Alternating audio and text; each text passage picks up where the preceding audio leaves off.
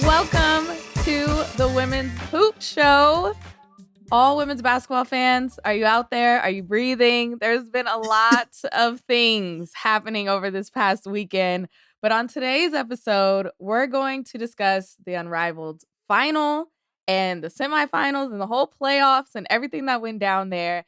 And then we're going to deep dive into everything regarding the NCAA brackets with the expert, Autumn Johnson, the one and only. We have a great show for you today. Let's get into it.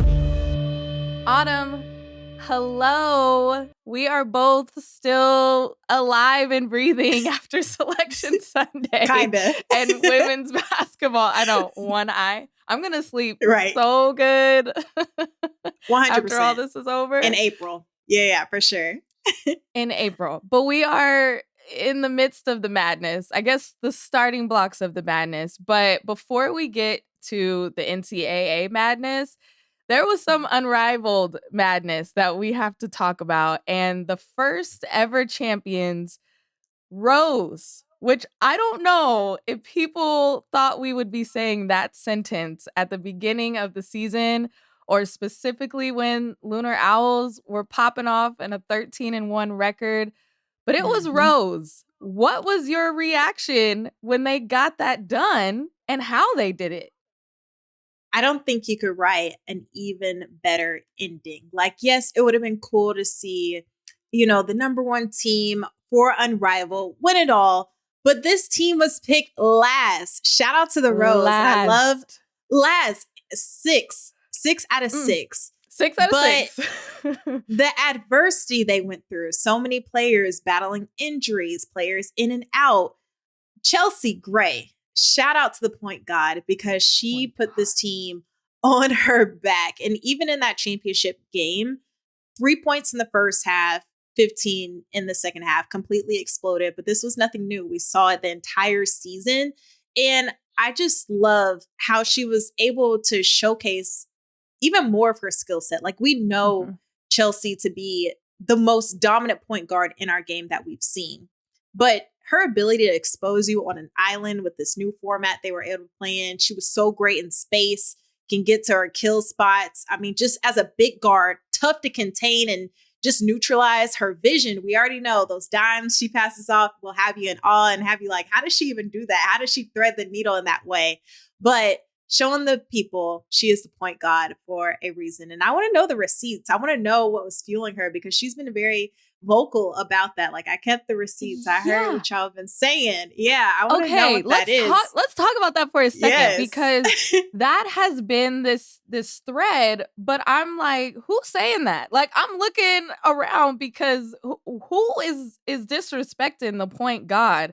But I guess it was her peers. Like, that's what it sounds like. And before the championship game, Taylor Rooks had a great, opening hit talking about how Chelsea Gray used that as fuel. And she said that last year she was not healthy in the WNBA season. She was not 100%.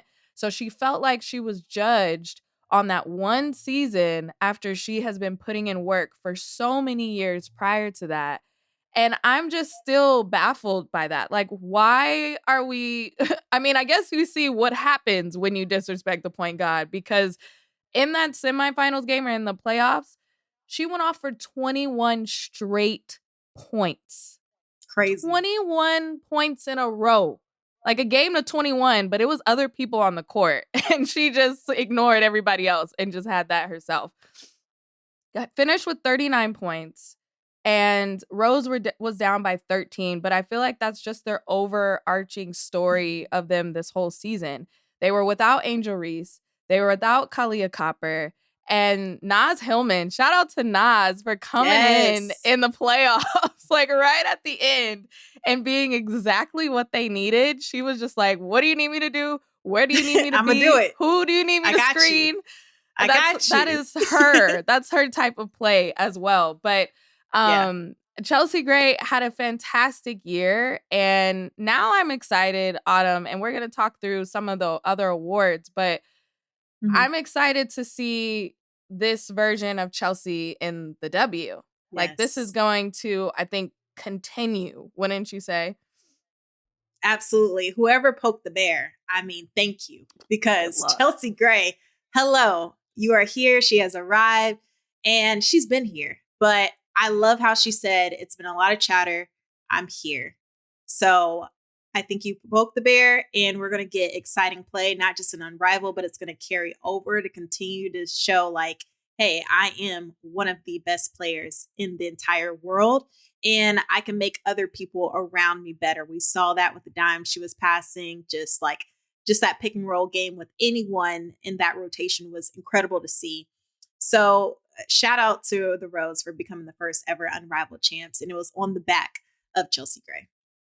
Absolutely. And let's talk about the vinyl too, because they made it. Mm-hmm. I just don't think people were expecting the Lunar Owls and the Laces in the finals. Mm-hmm. Like, especially this time last month. It was like, okay, let's get there because we already know what it is. But for it to be Rose and vinyl, and, you know, we've talked about Ryan Howard on vinyl, but Dearica Hamby, what a Unrivaled season. I mean, I think we talk about how Chelsea Gray is going to carry it over to the W season. This is a carryover for Dearica Hamby from the W season and how she's just been on a tear. Mm-hmm. She finished top in scoring. She was in those MVP conversations even. And for her to get that bucket over Fee to defeat the Lunar Owls and have that game winner, and she's just so good. What stood out to you about Dearica Hamby and this vinyl squad this season? Well, one, you just mentioned how poetic to, have that bucket come to the person that created this along mm-hmm. with Brianna Stewart, Nafisa Collier, one of the best bigs we've seen, and just having a breakout year last year, just showing like what she can do and where she can take the Lynx. And she did that, getting to the national championship stage for the W title, just came hairs just that close to it. But I mean, for Dearica, like she even had an MVP caliber year with the Sparks, and we are seeing her continue to blossom. And kind of make the statement to put some respect on my name too. Like I love the motor she constantly plays with. I love the activity, like the positionless play as well. We saw that showcase with Unrivaled. Her ability to pick apart any defender, her ability to stretch the floor, to get to her spots, to finish tough shots and have efficiency around the rim. She does not stop moving. She does not stop working. And that's going to carry over to the Sparks with this young team who's now going to get Kelsey Plum and a healthy Cameron Brink back, a Ray Burrell, who I thought was very great for a vinyl too, just having that chemistry together. And all the other pieces that they have for the Sparks is going to be very key to see. So excited to see Dearica Hamby continue to just do what she do. Every time I see Dearica Hamby play, she's one of those rare players. You're like, you're in ridiculously good shape. Like you are in really good. Like you can run for 2 days straight. I truly believe she could. And she has put in the work to get to this point. And it shows, especially in a 3-on-3 type situation.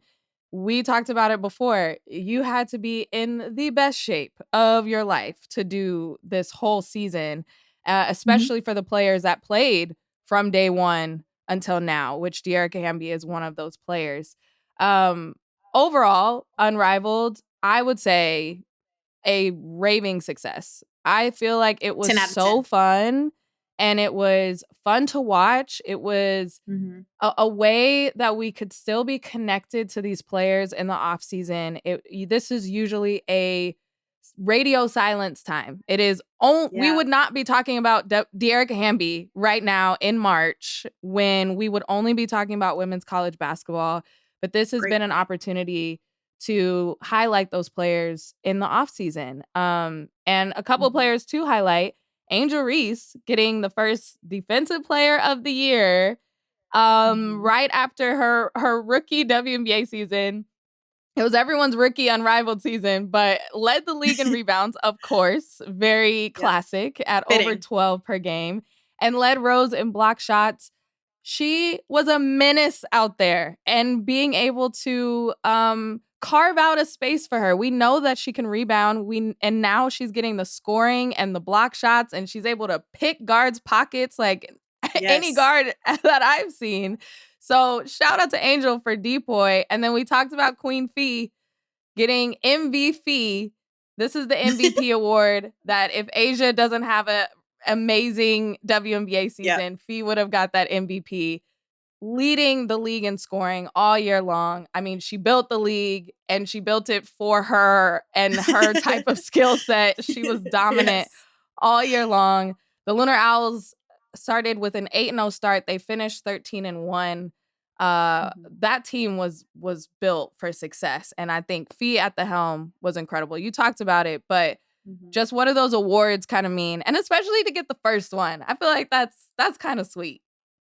I mean, not even the awards, but the championship. Like you could just see it meant something to these players to win it all.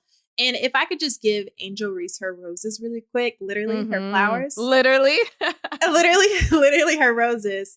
Shout out to her. Like, you can say anything and everything about Angel. It does not matter. Her biggest clapback that she always says is like, okay, you can say X, Y, and Z, but that doesn't mean anything to me. I'm still going to go out here and work. I'm still going to go out here and get my bag. I'm still going to go out here and just be unapologetically me. And one thing that we already knew about Angel, but was times 10 that the world could see, is she wants to get better. She is a sponge. She is seeking information. She is going to the legends of the game like Elisa Leslie to work on her game. And we saw that come into play and she's blossomed. I think it's scary hours coming into the WNBA for Angel Reese to showcase, all right, that was my rookie season. It's levels to this. I know I'm going to get better and better and better and better and better every single year because I have that desire. I don't care about making mistakes. I don't care about what the world says about me. I care about me, Angel Reese. I'm in my lane and I'm here to dominate it. So I thought we saw that with Unrivaled, and she's just going to continue to just take off. She is. A bummer that she had a last minute injury that she couldn't play in the playoffs or the championship game, but she was very much a part of the reason why they got there and a part of that championship DNA for Rose. And last person that I want to shout out is Kayla McBride, because she was it was neck and neck between her and Fee for that MVP spot. And then Chelsea Gray was at that third spot. But Kayla McBride, we talk about Angel and how this is at the beginning of her year. And Kayla McBride in year 10, 11, maybe. I don't have it in front of me, but looks fresh as ever and knows herself and knows her spots. And she just had, I don't know, just this look of I'm going to guard you. You can't guard me. And good luck to everybody else. She had some injuries throughout Unrivaled, but Kayla McBride, McBuckets for a reason. Yes. One of my favorite players. And she showed everybody why with Unrivaled. So, hey, 2 thumbs up. Fee, Stewie, thank you for bringing this to us. Like, first and foremost, thank you, because it was such a joy. I can't wait to see how we build off this for next year. Is there going to be more teams? Is there going to be more players now that there's eyes and everybody knows what it is? Because there was a lot of question marks before it started. Like, what is this going to look like? We have no idea. But now that we know, I'm excited to see another players be involved, right? Same. Absolutely. Inaugural league that set the standard, giving women what they deserve, paying women athletes, professional athletes at that, what they deserve, treating women professionally athletes like they deserve, like the relationships, the growth of each player, staying in the States and getting your bag. It was so fun to witness and just watch overall. 10 out of 10. Stewie, Fee, thank you. Thank you. We didn't even talk about the money. Each winning player gets an extra $50K. $50,000. Did you see Sid Colson? She was like, hey, Angel, I don't know. And she was like, want to get rid of 50K real quick, but I'm good. It was interesting though, because she's like, no, actually, because it's more than half of what I make in my rookie salary. Like, I think it's about 75K, 50K. Ooh. What? You got that from winning one game. And think about a whole season. It's okay. Mm-hmm. I don't want to crash out about it. But we're moving in the right direction. Yes. All those players got over 200K just to be involved. And then on top of that, winning that extra 50K. Yeah. Angel, let me hold a couple dollars. Just a couple. Just a little bit. Just a little bit. It won't hurt. It won't hurt you. It won't hurt your pocket. Okay, well, that was fun. Fun season. We're going to pay some bills real quick, but when we come back, we're going to talk about the madness of March. Welcome back to the Women's Hoop Show. And I'm like, where do we start? It's a lot. There's so much. Well, let's start at the top. Let's start at the top with the NCAA tournament. This is the road to Tampa, and it starts this week. And I know that a lot of our listeners might still have a blank bracket in front of them, and maybe they don't know who they're going to pick to win it all or who's going to be their upsets, what players to look out for. So that's what we're going to dive into. But let's start with the biggest topic that happened Selection Sunday was the number one seeds. And the last time we were here, Autumn, we talked about that. Who's going to be the number ones? Who's going to be the number one overall? And when it was announced that it was UCLA, I was shocked a little bit. I was like, oh, okay. That's what we're doing. The other number ones were South Carolina, Texas, and USC. But on that Selection Sunday show, Dawn Staley was asked by Holly Rowe, what did she think about South Carolina not getting that number one overall seed? And this is what Coach Staley had to say. I mean, I'm a little bit of surprised because we manufactured our schedule to put ourselves in a position to be the number one overall seed. And I do think if you do, the blind test and you put our resume against any other team in the field, I think you'll pick us. That's just plain and simple. I'm going to speak on it tonight, and it's not going to be a motivation for us moving forward. It's hard enough to win a national championship. We don't need a chip on our shoulder. We do need to voice it. I do need to voice the fact that we put a schedule together. We got the most quad wins. And if having more quad one wins doesn't supersede some of the hiccups that we had during the season, I don't know what will. So for us, maybe we don't put ourselves in a position where we have hiccups. So we aren't, they don't have to lower the standard for us to get a number one overall seed. Autumn, what is your reaction to Coach Staley saying they don't have to lower the standard to, which is a wild statement. I love it. It can only come from Coach Staley. But so they don't have to lower the standard for UCLA getting that number one overall seed. Yeah, points were definitely made. I mean, they played 19 quad one games, came out of that gauntlet 16-3. And she talked about some of those hiccups. UCLA, I mean, they were navigating life without Camila Cardoso at the time back in November. Mm-hmm. Texas was one of them. They avenged that loss in the SEC championship game. And UConn, I thought, really hurt them when I was talking to the selection committee. That game was decided by 29 points, but I don't think that was the Gamecocks that we saw. I mean, they didn't look like them in that game. But the game needs these premier non-con matchups. Yeah. I mean, these type of games also, I think that's what makes South Carolina so great and so dominant and untouchable, because they schedule these games in November and December to prepare for March and April. And that's something that Dawn Staley said. So coming into Selection Sunday, we knew it was going to be UCLA or South Carolina as that number one overall seed. But when I was talking to the selection committee, they, of course, looked at body of work. They looked at head-to-head with UCLA winning over South Carolina by 15 points in that massive win in November. Yeah. And then they looked at competitive and losses. So UCLA, they only had their 2 losses to USC and South Carolina with that tough loss to UConn by 29 points. But hey, they're on opposite sides of the bracket. Possible rematch? I don't know.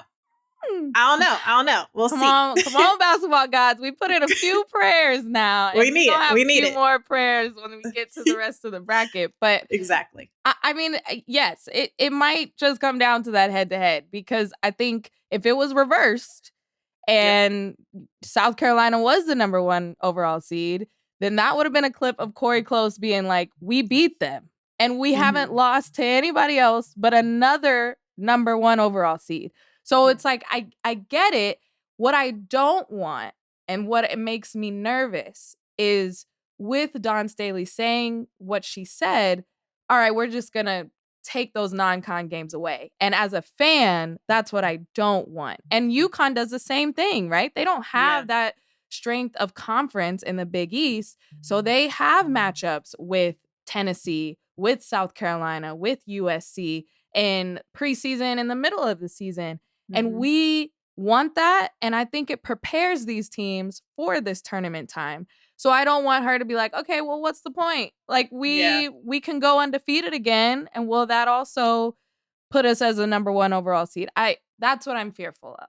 I don't want that to happen.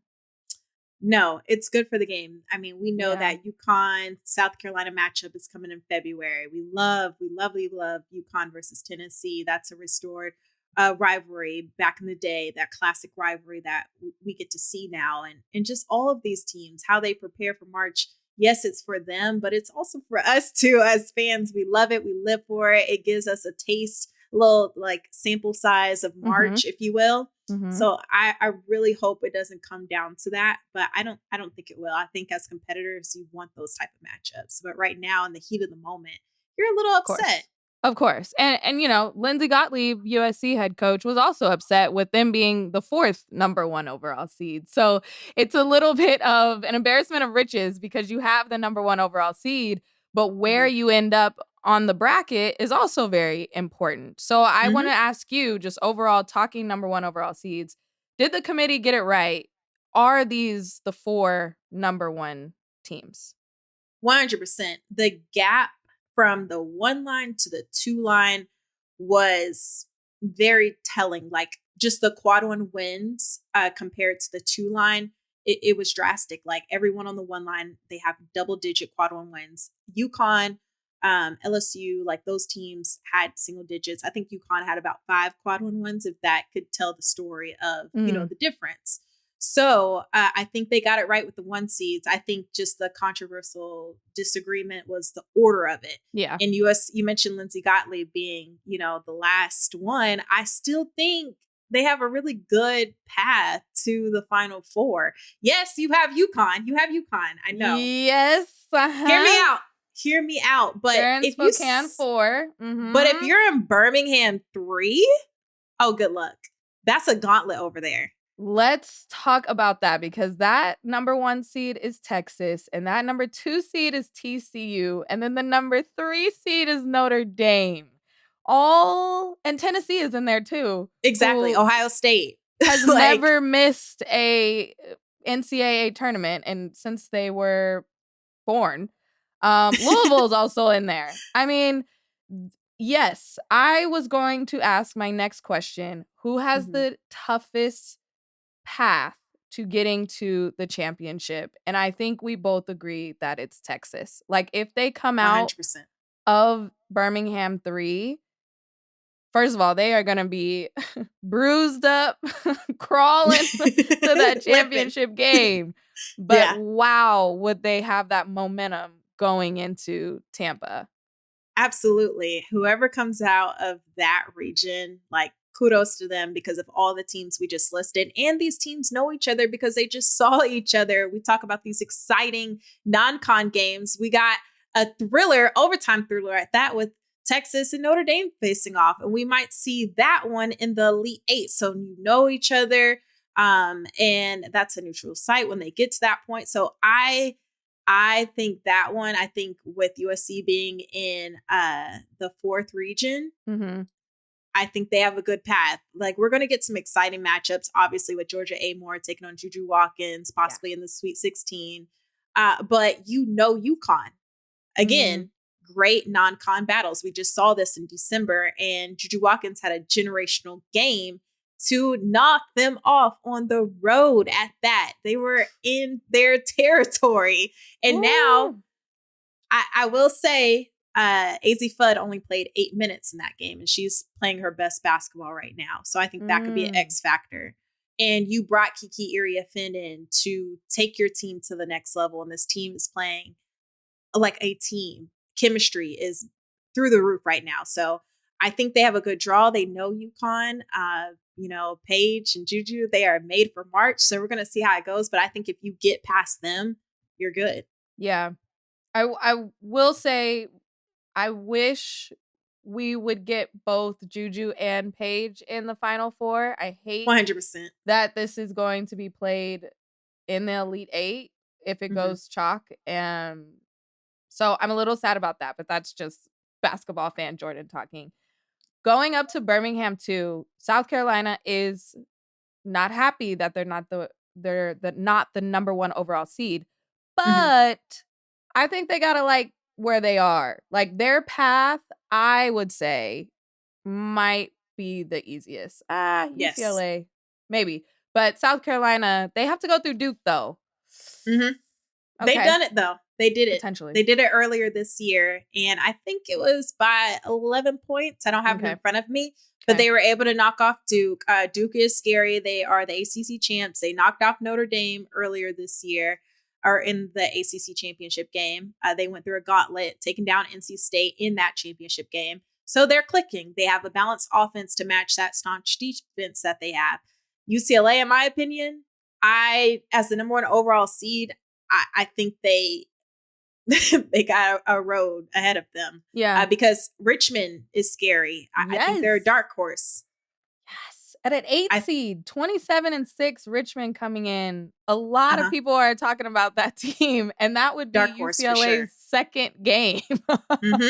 Exactly. Oh, no. And then you got Ole Miss possibly in the Sweet 16. We know that Coach Yo can coach her team up in, with that defensive identity that they have, they can make it that far and try to neutralize their balanced attack.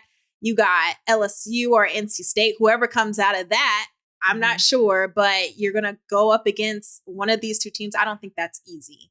So for South Carolina, I really think all they have to worry about is Duke, and they should be just fine. It's like famous last words in the month of March, but I also agree with that. They should be happy that they are still a number 1 seed. Now let's move to those 2 lines, because one that is very interesting to me is TCU that's getting that number 2 spot, and Notre Dame falling to a 3 seed. Did that surprise you for Notre Dame going for a 3? Didn't. It didn't, because as a bracketologist and just knowing the components that they go by, in my latest bracket prediction going into Selection Sunday, I had it that way too. Just knowing how the selection committee, how they operate and what they hold their standards to, or like what they go off of with their guidelines, because you got to think about how Notre Dame ended their season. So recency is a component that they look at. They lost 3 of their last 5 games and had an early exit in the ACC tournament. And at the same time, TCU and Duke went on a crazy run to finish out their season. So it was kind of like a domino effect with everything. And that's what shifted them. Right. But I still like Notre Dame's draw. I think, yes, it's a tough region, but I have them in the Final Four getting through it. Oh, you have them in the Final Four. Is that a hot take? Sound the alarms. Sound the alarms. I do. So you have them. So I had them getting through TCU because TCU beat them in November, and that was one of their only losses. And I had that game circled. Notre Dame is going to want that payback. They are going to, I think they're pissed that they're at the 3 line, and they are going to go through. But you have them going up against Texas and winning over Texas and Madison Booker. Please explain. We would love to hear this. I'm going to stand 10 toes on this too. I love both teams. Don't get me wrong. Like, I think Texas and Notre Dame, that one's going to be so fun to watch. I can't wait in the Elite Eight, a rematch. But when I think of Texas, I think of their defense. It is tough. Vic Schaefer has that team locked and loaded, ready to go. Like, you are not on his team if you are not playing defense at the end of the day. But I also know this team loves to get to the mid-range and also to the rim. Madison Booker is one of the coldest players right now in this game. And I think she has that experience. Like, she was just playing point guard as a big guard last year with Rory Harmon out. Now they have Rory back. Taylor Jones also in the middle, just like as a centerpiece for this team, has been everything more for this team. I think they have the pieces, but I also think Notre Dame shakes it off. This break was very crucial for them. They're going to get the rest. They're going to get things together, and that chemistry is going to come back into play.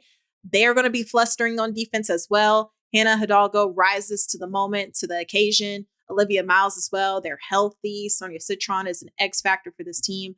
I think they have the offensive punch that's going to outpower Texas at the end of the day. That is just my opinion, and I'm going to stand on that. Okay. I mean, this is the time. We are standing on our takes and our brackets. I love that for you. I have a stat for you. Okay. With Notre Dame. And this is my, my journalism degree really kicking in here. This is investigative journalism. I'm nervous.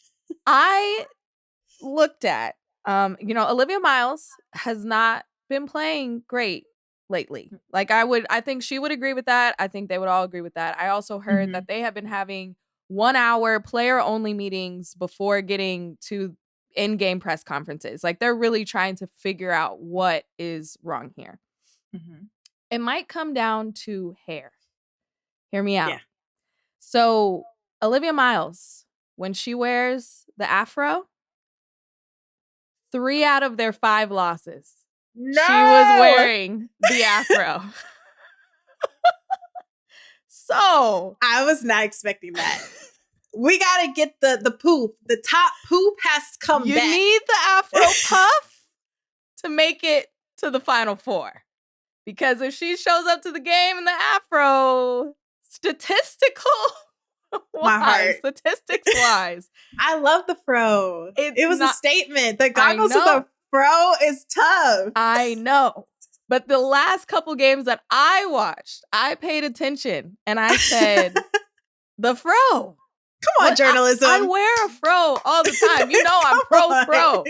But come March, she might have to bring that bring out the hair ties. The puff back. Bring the hair ties. Bring some extra ones. Maybe switch if you come in fro. Maybe second half go puff. But I'm just saying that's the stat that we're working with Notre Dame. So I will be watching out for that. I am very curious. I wish it was March 30th right now so we could see Texas and Notre Dame. That is going to be really, really fun. We talked about Duke, and I'm also going to Elite Eight. I was going back and forth. I paused there for a second. Duke, South Carolina, in the sense that in the Kara era, if she was able to knock off Dawn Staley in the tournament, how big that would be for Duke. And it feels like this time in their season, in this era, like there's a big thing coming. The ACC championship was huge, and I'm so happy for them. But it keeps the storyline going. So I paused there. I have South Carolina winning. But I just want to say that I paused because I think that is also going to be a really, really good game. That's a fair pause. I'm not mad at it. I did keep South Carolina, chugging along. I did not hesitate one bit, but simply put, I did not hesitate. Jordan hesitated. Oh God! But you'll get me yelled at by Dawn. Don't. No, but for the Kara era, I'm very happy to see what she's doing with that team. Yeah. Just holding on to that defensive identity, you're able to say this season, like that balance to go along with it. Just on any given night, someone could be the leading scorer. Anyone is tough to say. And also the future is so bright because they have young stars who are going to continue to get better and mold together. I'm excited for this matchup, and March brings the best out of you. Anything can happen. Mm-hmm. But I think about South Carolina's depth, like it's endless. Their bench averages more than 40 points. That is always what you come back to. The depth is, you can't match it. Their whole second unit could be a starting five somewhere else. What did she say? Ba-da-ba-ba-ba. I'm loving it. Because I'm loving the it too. Go ahead, All-Americans are doing what they're supposed to do and be superstars. So I don't think she should be weirdly penalized for that. I don't know where that's coming from. But it's so cool to see how deep they can go. And come March, when you have to win multiple games in a row, having that depth and not having it be on all one player is really, really crucial. And that's where I agree with you with Texas. Like, Madison Booker is going to have to show up every single time over and over again. And even though I feel like she is a mini Kevin Durant, I love her game so much. That's a lot. That's a lot of pressure. And I think that's also, UCLA, Lauren Betts is going to have to show up. But when the others of UCLA turn up, then they're really, really good. But going back to Spokane 1 and in the theme of upsets, I have one for you. Talk to me. Because I already know where you're going. Go ahead. Do you? Go ahead. Okay. I do. Okay. So I actually got a couple over here. This is my little upset section. So the first one I'm going to say, I have Florida State over LSU. In the second round. Wait, I didn't know where you were going with that one. Yeah. Okay, I like it. You never know where I'm going, Autumn. I'm quick. Keep me on my toes. Unpredictable. I like it though. Right? Okay, hear me out. Let me get on my soapbox. I was concerned for LSU coming into the tournament because of injuries of Flau'jae Johnson and Anissa Morrow. And then on selection Sunday, they have the camera on them. They're celebrating that they, get a 3 seed and where they're matched up. Both Flau'jae and Anissa Morrow are in boots celebrating, like injured boots, not booties, not cute shoes. They are injured. And that... You said not cute shoes. Not a cute boot. A bad boot. They're just trying to throw the people off. That's it. I'm thrown. And that's why I did not pick them. Look, they're recovering, okay? But with Nia Latson and Michaela Timpson, that's why I like it. Yeah. I don't think people talk about Tania enough. Like, the number one scorer in the nation at that. I don't think they talk about her enough. And Michaela down low, holding down, like, who she is as a defensive nightmare down there. Like, her long wingspan, her ability to create and just bang down low with the best. I think that's an iconic duo together. And they could create some problems from LSU if they're not healthy. We even saw Anissa Morrow go down in the SEC tournament. Yeah, I think health is a big question there. And for everybody filling out their brackets, I'm not trying to sway you. Maybe you were not put off by the boot as much as I was. But I think that FSU is so explosive and so good. And that's going to be a great game. But I think they come out on top. And then I have another one for you that this is where I get crazy. Okay, maybe now we're on the same page. Okay, maybe. I don't know. Harvard. Yes. There we go. There we go. Okay. I have Harvard not only, but this is where it gets crazy. Not only getting out of the first round. Okay. I have them upsetting NC State. Really? Harmony Turner, if you're watching this, I believe in you. Okay. Here's my explanation. You got to pick one Cinderella story, right? Yes. This is their year to be the Cinderella story. And the last time there was a huge upset, little hoop roots for you. The last time there was a huge upset in March Madness was the 16th seed Harvard going up against Stanford in 1998. Harvard beats them. Allison Feaster, who is Sarah Strong's mom, who plays for UConn, by the way. And it was a huge story and amazing, and that has never happened. That is the only time that has happened. Well, they're not the 16th seed. They're the 10th seed. But let's run it back. Harvard, 3 Ivy League schools got into this bracket this year, which is like unheard of. Harvard won their conference tournament. She scored, what did Turner score? 44 points. 44 points en route to getting that championship. Sure. Let's go. Let's go, Harvard. And she had another 40-point game earlier this season. The world needs to know about Harmony. Like a dog, tough, a bucket getter, wants the ball in her hand at all costs. And she plays defense. Like she does not take a play off. I love like just her quick trigger, her ability to create any bucket she wants, like to get a bucket at any cost. She needs to be on the maps. People need to talk about her more. And for Harvard as a whole, they've done it before this season, taking down 3 Power 4 schools, and 2 of them being Big Ten schools. They took down Northwestern and went into overtime and won versus Indiana. So going against another Big Ten school, Michigan State, things could get interesting when Harvard takes on the floor. So a 10 and a 7 seed, that's exactly like where I circled an upset possibly going down. Okay. Mm-hmm. You made me sound way smarter for my pick than what I said. Going off of vibes here, but you actually have the facts to back it up. Welcome back to the Women's Hoop Show. We're still here talking about women's hoops. We have so much to say. Another jumbo episode. Surprise, surprise. Okay, let's talk some top players because superstars are made this month. Not only, we're talking about a Harmony Turner who might be maybe under the radar and people are learning their names, but there are some superstar players who have been playing like superstars all season long.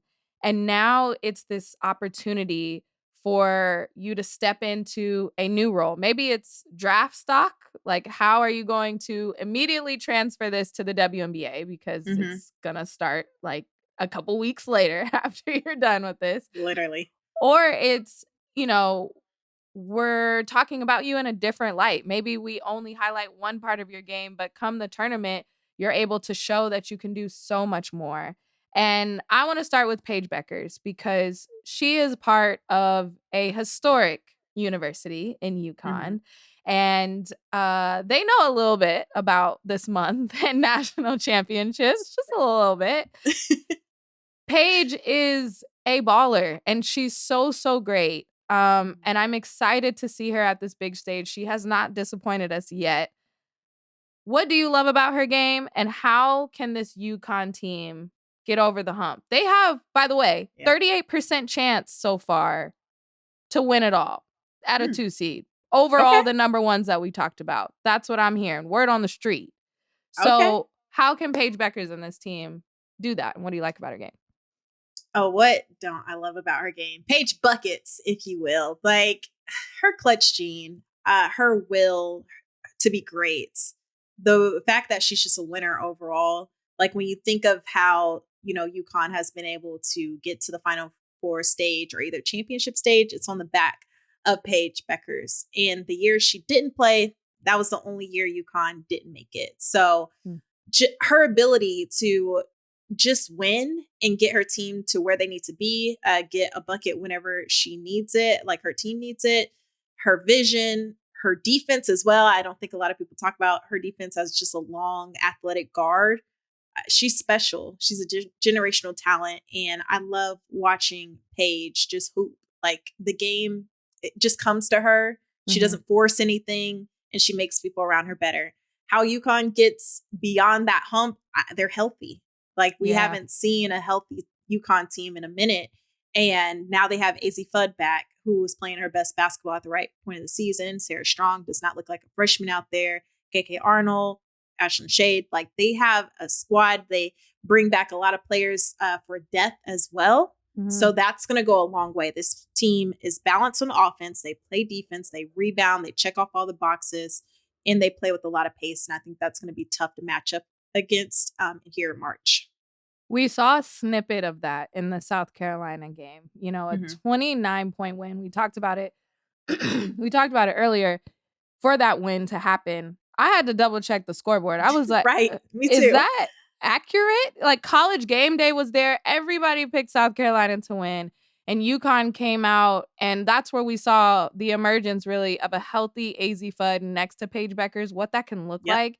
AZ went off for 28 points. Paige had 10 assists that game. It was like, we've been robbed of seeing this team all together and healthy. Like, what would that look like? We got a snippet of that. It ended the Gamecocks' 71 home game winning streak. So if that team shows up, then yeah, I get that 38% to win it all. Like, that's a scary team.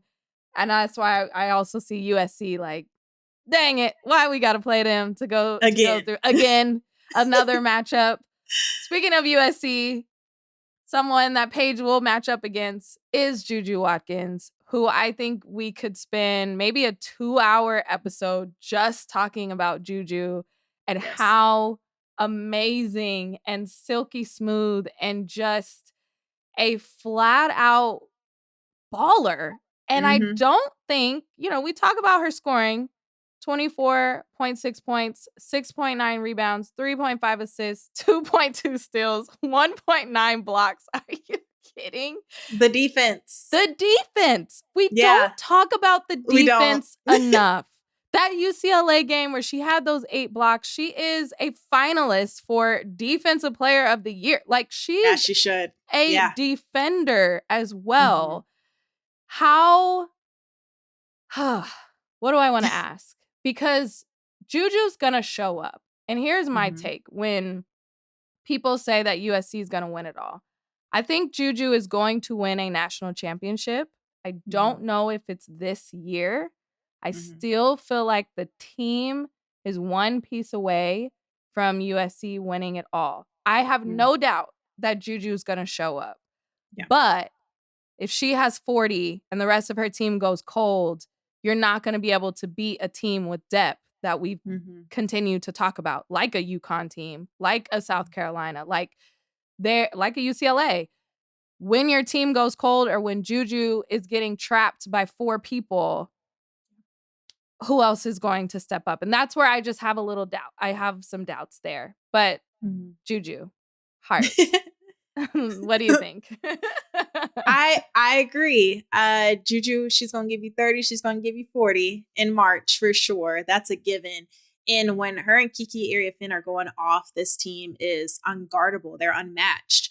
And you have to pick your poison. We saw how UCLA dismantled USC in the second half of that Big Ten championship game because they were throwing multiple bodies at her.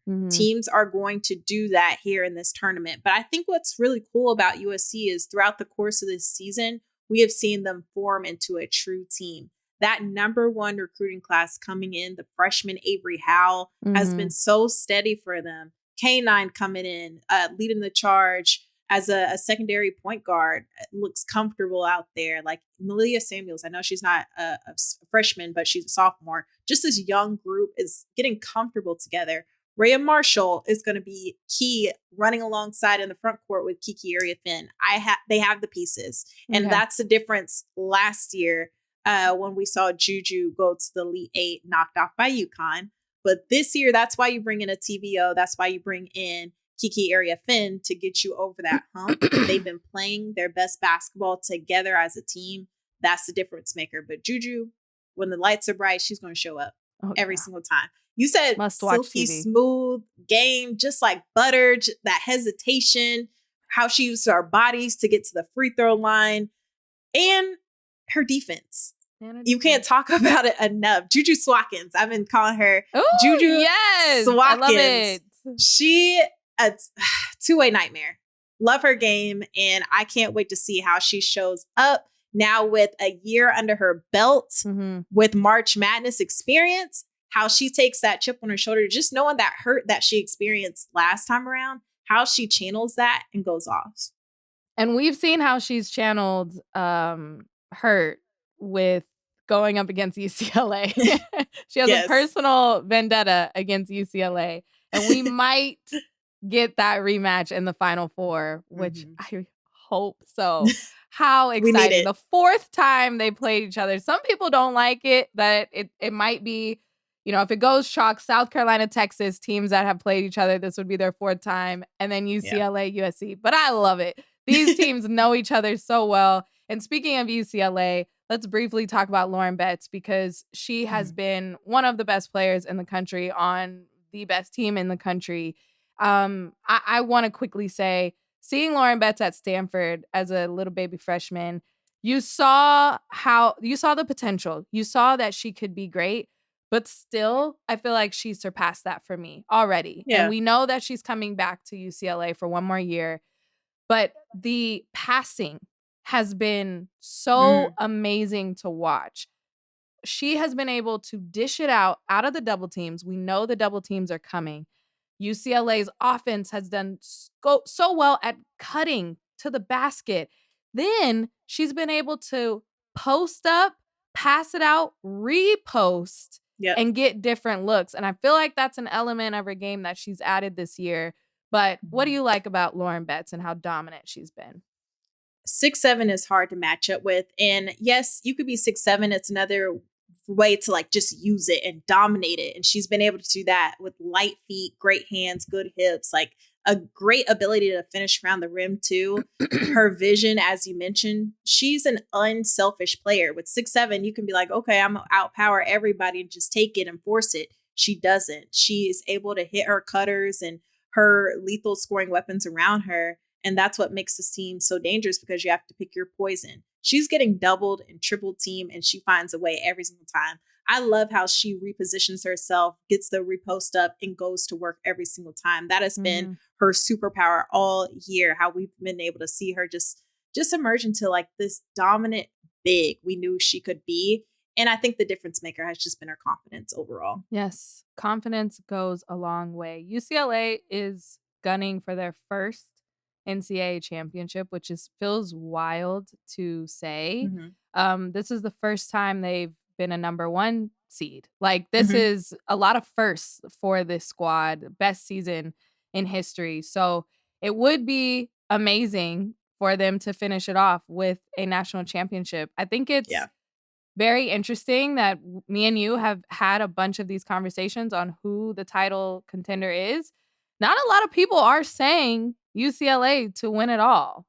Have you heard that as well? I feel like it makes it interesting that there's so many options that could win the championship this year. But I don't know. Maybe I don't know. Maybe there's no wrong answer. There's no wrong answer. I haven't seen it though, to your point. Like, a lot of people are either picking South Carolina, they're picking Texas, they're picking Notre Dame, they're picking USC. In the championship game, they're saying USC versus South Carolina, who's the real SC. I have not seen UCLA, surprisingly. And even if they get to that championship stage and face South Carolina, they beat South Carolina. So I do see a lot of people putting them in the championship game, but overall, people are riding with the Gamecocks. So I'm not sure. A lot of people on that side of the bracket can't match up with 6'7". They haven't guarded 6'7". And I think that could be their advantage down the stretch. But anything can happen in March. I'm going to keep saying that because we get surprises all the time. All the time. And as much as I have been seeing it, I know they have also been seeing it. So that's going to be interesting too, if that fuels some momentum. Okay, as we wrap things up, we have Hannah Hidalgo, of course. We talked about her. I gave my very investigative journalist on Olivia Miles. Anissa Morrow, we've talked about, maybe is she injured? But is there a player that maybe we haven't talked about yet, that as people are filling out their brackets, as people are tuning in, that you're like, this is a player, or these are a couple players that you should watch?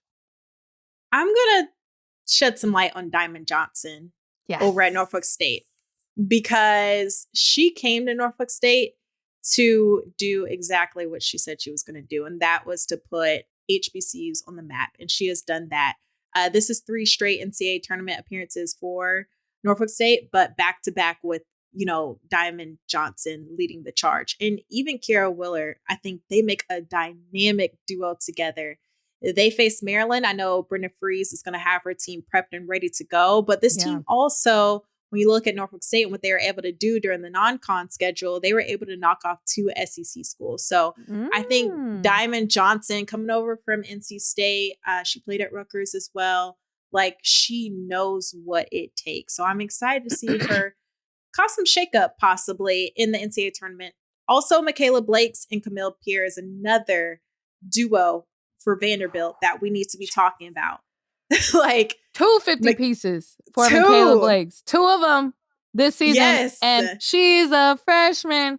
Like, that's wild. Yes. She broke her record, like just rewrote the history books to become the NCAA freshman single, or what was it? It was like the NCAA freshman single game scoring record with 55 points. Like, and Camille Pierre, she's top 10 in almost every stat across the nation. A lot of people aren't talking about her. I could go on and on and on, but I feel like a lot of people don't talk about these players. Even Georgia Amore, she's so fun to watch. She's so fun to watch. And we're going to get, the world is going to like continue to see Georgia whenever, possibly we see Juju and Georgia Amore face off against each other. That fadeaway, playmaking ability, her vision, threes, whatever you need, she's just must see TV, just popcorn TV. Popcorn TV. Those were such great picks. Georgia Amore at Kentucky, Kenny Brooks going up against USC, Lindsey Gottlieb. I have Kennedy Smith. She's going to get that defensive matchup on Georgia, possibly. I don't know. I'm so excited to see how Georgia, because she's still going to get at least 25. How is she going to do it? That's the fun. It's like, tune in next to see how Georgia Amore is going to still find a way to get a ball screen and come off and hit a 3. Like, she's still going to do it. Exactly. So that's what makes it so fun. Speaking of fun, this was fun. It was. And I had a blast. We can talk about this 4 hours. We could go deep into the crevices of the bracket, but we hope that this painted a picture, gave you some insight on your picks as you are filling out your bracket. Last thing, who do you have winning it all? Autumn Johnson, you're on the spot. I know you filled out that bracket. I thought you were about to end the show, so I was like, no. Right on the buzzer. Got it. Buzzer beater. Who you got? Sheesh. Buzzer beater, give me South Carolina to win it all. Me too. South Carolina. South Carolina too. And I don't think that's a hot take. The defending national champs, just the emergence of Chloe Kitts and the breakout year from Sanaya Fagan. They had that front court figured out. Plus your endless guard play. Your bench is scoring more than 40 points. The depth, the defense, the rebounding. South Carolina is the full package. Stamp it. National champs running it back. It would have been fun if I had a counter, but I'm with you. And then on top of that, you didn't pick them as a number 1 overall, and they're pissed and not happy. And so you have that as well. Dawn said that they don't need any more motivation, but I feel like just a little sprinkle on top that could help. All right. Well, those are our picks. Good luck. Godspeed as we go into March. Games start. First 4 start on Wednesday, and then everything starts kicking off first round on Friday. It's going to be so much fun. And Autumn, you'll be back. We'll chat about the games, our reactions, see if our brackets are holding up. We'll check in. Thank you. Thank you so much for joining us.